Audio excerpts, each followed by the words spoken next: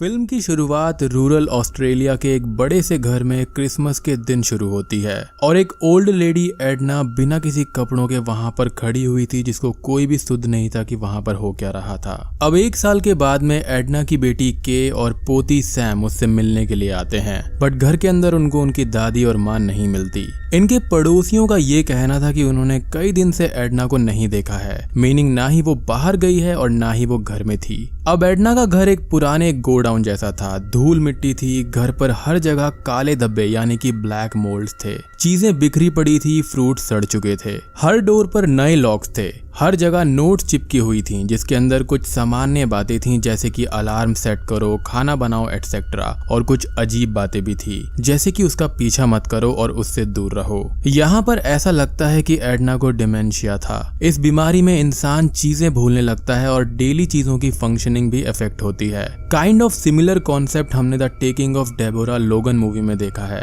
जिसका एक्सप्लेनेशन मैं ऑलरेडी कर चुका हूँ, और अगर आप उस एक्सप्लेनेशन को देखना चाहते हैं तो उस वीडियो का लिंक आपको ऊपर आई बटन और नीचे डिस्क्रिप्शन में मिल जाएगा। अब के पुलिस स्टेशन में माइक को खबर करती है और सभी लोग एडना को जंगल में ढूंढने लगते हैं। घर पर के और सैम क्लीनिंग करते हैं। सैम को घर के स्टोर रूम के एक वॉक इन क्लोजेट में एक अजीब सी आवाज सुनाई देती है। देखने पर वहां पर कुछ नहीं होता। अब एडना के पड़ोसी का बेटा जेमी, जो कि सैम का बचपन का फ्रेंड था, वो घर पर आने से डरता है। वो उससे दूर से ही हालचाल पूछता है और उसके साथ स्मोकिंग ट्राई करता है। लुक्स लाइक कि जेमी को डाउन सिंड्रोम था। बाद में के और सैम को फिर से एक अजीब सी आवाज हॉल के दीवार के पीछे से सुनाई देती है और वॉल पर ढेर सारा ब्लैक मोल्ड था। रात में के को एक सपना आता है कि जहां पर वो एक पुराने कैबिन के अंदर एक बूढ़े आदमी को देखती है।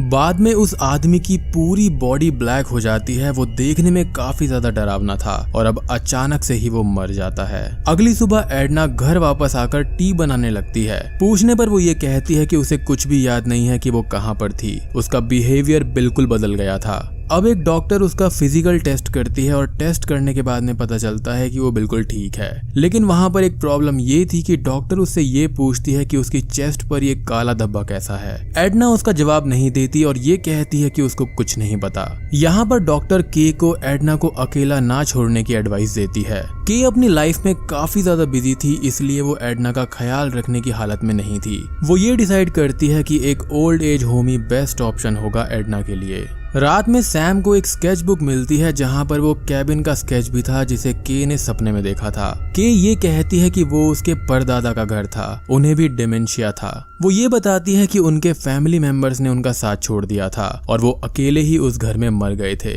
उसी घर के कुछ पार्ट्स को एडना का घर बनाने में भी इस्तेमाल किया गया था, यानी कि वो फ्रंट वाला ग्लास। रात में अब एडना अकेले एक कोने में खड़े होकर कुछ बड़बड़ा रही थी। के उससे फिर से उसके बेड पर सुलाती है और अब एडना डर के ये कहती है कि वो मेरे बेड के नीचे है, उसको चेक करो। के उसे समझाती है कि वहां पर कोई भी नहीं है। एडना के इंसिस्ट करने पर वो चेक भी करती है और वहां पर उसको कुछ चीज हिलती हुई जरूर दिखती है। लेकिन तभी अचानक से एडना उसके ऊपर एक किताब फेंक देती है जिससे उसका सर उसके बेड पर लगता है और के उस पर काफी गुस्सा करती है कि ये उसने जानबूझकर किया है। यहाँ पर चीज ये थी कि एडना का डिमेंशिया बढ़ता जा रहा था। खैर अगले दिन अब के मेलबर्न जाकर एक 5 स्टार ओल्ड एज होम को चेक करती है जो कि उसको काफी पसंद आता है। वहाँ की फैसिलिटी से वो काफी ज्यादा खुश थी। एडना उसकी बिजी लाइफस्टाइल में फिट नहीं बैठ रही थी, इसलिए वो दूसरा ऑप्शन ना होने के कारण रोते रोते एक स्लॉट बुक कर देती है। मीनवाइल घर में एडना कुछ पल के लिए खुश रहती है, म्यूजिक लगाकर सैम के साथ डांस भी करती है। लेकिन अगले ही पल वो वायलेंट होकर उसे डांट देती है और जो रिंग उसने सैम को दी थी वो उससे जबरदस्ती उसको छीन लेती है। उस रात वो स्टोर रूम के सामने खड़े होकर सैम से ये कहती है कि वो यहीं आया होगा। उसके आने के बाद ही सब अजीब हो रहा है। अजीब सी फीलिंग्स आती हैं और सारी मेमोरीज गायब हो गई हैं। अब यहाँ पर के को एक और सपना हॉन्ट करता है कि जहाँ पर वो एडना को उसी कैबिन में देखती है। अब पूरा कैबिन और फ्रंट ग्लास विंडो वैसे ही काले धब्बों से भर जाता है जैसा कि काले धब्बे एडना के छाती पर थे। अब अगली सुबह सैम अपने पड़ोसी से जाकर ये पूछती है कि कि जेमी को उनके घर क्यों नहीं आने दिया जाता। पड़ोसी ये कहता है कि कुछ महीने पहले एडना और जेमी हाइड एंड सीक खेल रहे थे। जेमी स्टोर रूम में छुपा हुआ था, लेकिन एडना ने उसे वहीं पर लॉक कर दिया था और वहां पर वो घंटों तक था। जेमी डोर बजाता रहा पर उसने उसकी बात नहीं सुनी और डोर को नहीं खोला, और तभी से उन लोगों ने उसको वहां जाने से मना कर दिया था। सैम ये सुनकर थोड़ी सी सरप्राइज्ड हो जाती है। अब एडना अपने घर से एक फोटो एल्बम को लेकर घर से बाहर निकलती है। के उसे देखकर उसका पीछा करती है और एडना अब एक गड्ढे में एल्बम को दबाने लगती है।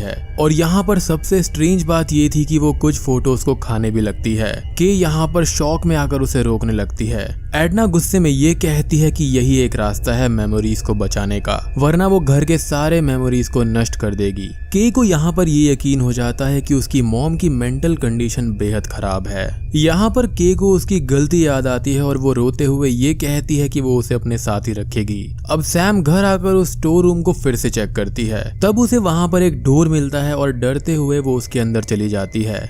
तो उसको एक लंबा सा रास्ता मिलता है और वो उसका पीछा करती है, जो कि खत्म ही नहीं होता। सैम डर के वापस आने लगती है, पर जिस डोर से वो अंदर आई थी वो वहां पर नहीं था। दरअसल वो स्टोर रूम के अंदर एक मेज थी, यानी कि भूल भुलैया। और आपको याद होगा कि शुरू में इन दोनों को कुछ आवाजें दीवारों के पीछे से आती थी और एडना शुरू में मिसिंग थी, तो वो इसी भूल भुलैया के अंदर चली गई होगी एंड इवेंचुअली वो वापस आ गई थी। तभी तो वो सुबह सुबह वहां पर चाय बना रही थी और उसने के सर पर हाथ भी फेरा था। खैर अब सैम वहां पर फंस गई थी और वहां पर उसको एडना के नोट्स भी नजर आते हैं। इसका मतलब ये था कि एडना जब भी मिसिंग होती थी तो वो यहीं पर आया करती थी। मीनवाइल यहाँ पर एडना अपने बाथटब में नहा रही होती है और उसके चेस्ट पर जो ब्लैक मोल्ड यानी कि काला धब्बा था वो हर जगह फैल रहा था। वो उसे मिटाने के लिए चाकू से चेस्ट पर वार करने लगती है।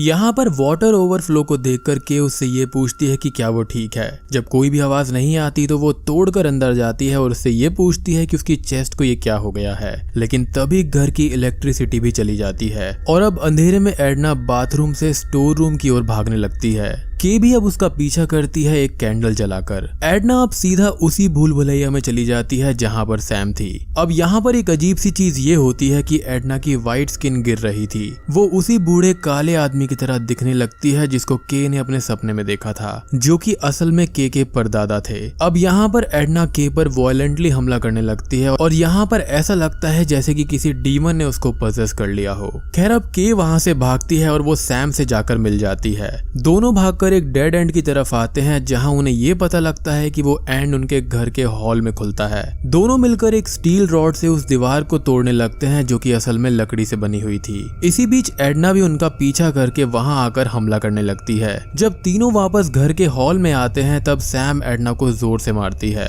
उससे वो बेहोश हो जाती है। ऐसा लगता है कि एडना एक डिमोनिक पावर का शिकार हुई थी जिसके कारण उसकी स्किन ब्लैक हो रही थी, बट ये चीज एक मात्र मेटाफोर था और वो धीरे धीरे अंदर से मर रही थी। अब सैम और के दोनों घर से भागने लगते हैं, लेकिन के को फ्रंट ग्लास को देखकर अपना सपना याद आता है कि कैसे उसके परदादा जी को भी मरने के लिए छोड़ दिया गया था और वो भी सेम चीज करने वाली थी। उसको यहाँ पर अपनी गलती समझ आती है और वो वापस घर में जाकर एडना की काली बॉडी को बेड पर बैठाती है। उसकी पूरी व्हाइट स्किन को निकालकर उस डरावने चीज को किस करती है, जो कि बेसिकली यहाँ पर ये दर्शाता है कि उसने अपनी माँ के बुढ़ापे को एक्सेप्ट कर लिया था। उसे सुलाकर उसके बगल में वो भी सोती है और बाद में वहां पर सैम भी आकर उसके बगल में सो जाती है। यहाँ पर सैम भी अपनी माँ के पीठ पर काला धब्बा नोटिस करती है, विच मीन्स कि इनके पूरे खानदान के अंदर डिमेंशिया है और सैम भी अब अपनी माँ को बुढ़ापे में ऐसा होते हुए देखेगी। और बूम, फिल्म यहीं पर खत्म हो जाती है। तो दोस्तों ये थी रेलिक फिल्म की कहानी। ये स्ट्रेट फॉरवर्ड बिल्कुल भी नहीं है। बेसिकली ये फिल्म मेंटल इलनेस डिमेंशिया के बारे में है, जिसको हॉरर के एंगल से दिखाने की कोशिश करी गई है।